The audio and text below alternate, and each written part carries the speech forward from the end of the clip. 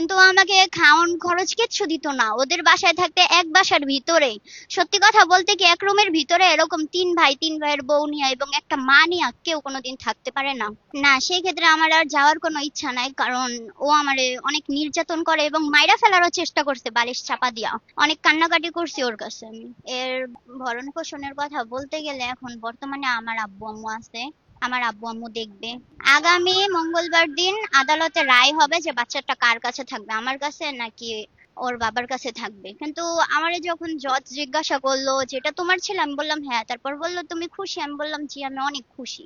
এরপরে এবার আর রায় দেওয়া হলো না, কিন্তু সামনের মঙ্গলবার অবশ্যই রায় দেওয়া হবে। এটা হয়েছিল ফেসবুক থেকে, এবং ধরেন 2 মাস রিলেশন করার পরে তখন ও আমাকে নিয়ে যায়, পালিয়ে নিয়ে গিয়ে একটা কাজীর কাছে ঘরোয়া ভাবে বিয়ে করায়। কিন্তু কাজীটা মানে কিরকম ওইটা জানি না, কিন্তু এই বিয়েটা হয়েছে একটা লটারির মাধ্যমে। যখন আমরা কোর্টে যাই, যাওয়ার পরে এই কাবিনটা দেখাই, তখন সবাই বলে যে এটা তোর বিয়ে হয় নাই, এতটুকু বাচ্চার সাথে সবাই চিট করছে। তখন আমি আর বুঝতে পারি নাই। আমারে বললো যে এটা তোমার সাথে চিট করছে, এটা লটারির মাধ্যমে বিয়ে করছে তোমারে। বর্তমানে আমার চলতেছে 13 বছর, মাত্র 7 মাস চলতেছে। আমি চাই ও জানি জেল খাটুক, কারণ না বিদেশে আমার মা যখন ছিল ও আমার মাকে হুমকি দিত যে তুই বাংলাদেশে আসলে তোরে মাইরা ফালাবো। আমার আব্বু গাড়ি চালাইতো, রাস্তাঘাটে বলতো যে তুই যেইখানে যাবি তোরে যেইখানে পাবো ওইখানেই মাইরা ফালায়া থুয়া দিমু। এসবের কথা বলতো, অনেকই করতো, মানে খারাপ ভাষায় যেই বিচ্ছিরি ধরনের আমার আম্মুর সাথে গালাগালি করছে ওর মা ও পর্যন্ত। আমার আম্মু বাংলাদেশে ছিল না, বিদেশে ছিল, কিন্তু ও অনেক খারাপ ভাবে বিচ্ছিরি গালাগালি করছে। এবং ওই দিন আমরা যখন কোর্টে গেছি আমার আম্মুর সাথে ওর আম্মুর তখন কিন্তু সামনাসামনি কোনোদিন দেখা হয় নাই। ওরা যদি আমার আম্মুরে বলতো যে যা হওয়ার হইছে মাফ কইরা দেন আর এরকম হইব না, তাহলে আমার আম্মু আব্বু মাইনা নিত। কিন্তু ও যেরকম করছে ওর ফ্যামিলি সহ, মানে ওর মা তো আমার আম্মুরে বলতেছে তুই কে, তোরে আমি নিচে দেখা নিমু, অনেক খারাপ ধরনের কথা বলছে। আমি যখন চইলা যাই তখন আমি ক্লাস 6-এ ছিলাম। ছেলের সাথে তার পরিচয় হয় ফোনের মাধ্যমে, কিন্তু সে আমাকে বলে নাই। বলার পরে কিছুদিন পর আমি বললাম যে তার গার্জেন আনো। তার গার্জেনের সাথে কথা বলছি যে আমার মেয়ে নাবালিকা, আমার মেয়ে সাবালিকা হবে।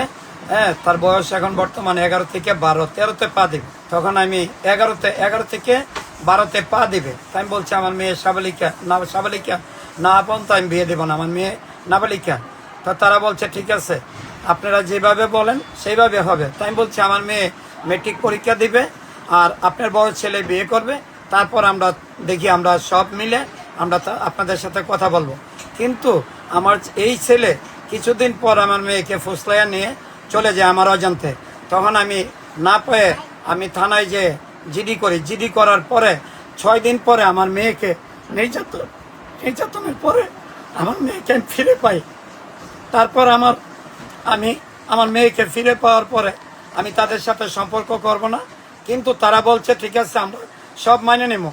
এর কয়দিন পরে, প্রায় 1 সপ্তাহ পরে 11 তারিখের মাথায় তার ছেলে আমার মেয়েকে নিয়ে আবার পলাই যায় একখানে আমার মেয়েকে বলছে যে এখানে একটা ভালো একটা স্পট আছে, আমরা শুটিং করব, এখানে দেখাইবো, তুমি চলো।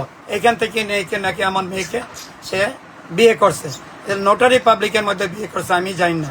2 লক্ষ টাকা কাবিন করছে। এখন আমি আমার এই মেয়ে এবং আমার নাতি নিয়ে আমি অসহায়ের মধ্যে আসছি।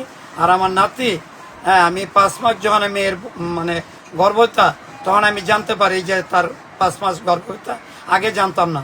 পরে আমি যখন এইতে যাই মা ও শিশু হাসপাতালে নিয়ে, সেইখানে তারা বলছে যে তার 5 মাস গর্ভতা, 1 সপ্তাহ বাকি আছে।